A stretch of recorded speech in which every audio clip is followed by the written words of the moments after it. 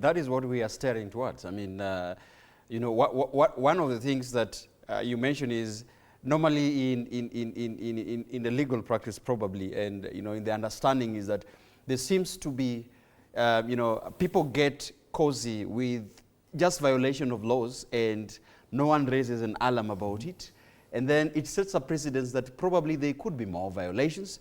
And when people become so lethargic about not asking why certain you know, clauses in the Constitution are violated, and to that extent no action is taken you know, about it, then what do we steering? We are steering at a state where people will just be very numb you know, about any violations or any injustice that is meted on them.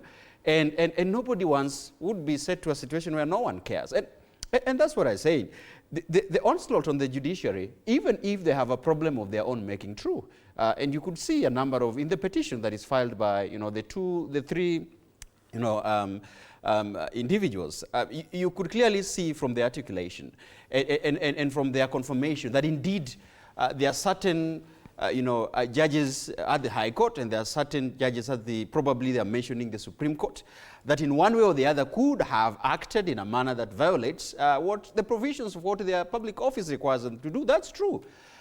Secondly, there is an issue, but beyond that, I think even beyond filing petitions, then there is also a political move on it, and one of it is exactly what I'm saying, is putting public in a level where, and with the clauses that you mentioned, and probably there are so many that we are still looking at that could be violated, where a public would not even, you know, dare challenge these things, because one, we are creating doubt in the performance of judiciary. Okay. That judiciary cannot be trusted. So what are you telling the public is that, where are you going to file those petitions? Even if on the highest Supreme Court is having problems, share problems on their own. So you have here an IEBC that is not constituted, yet elections date are very clearly stipulated in the Constitution.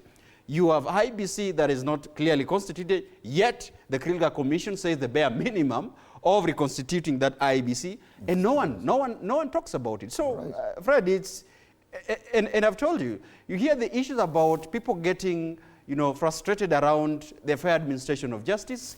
Kenyans, you know, do not believe on the electoral system in itself.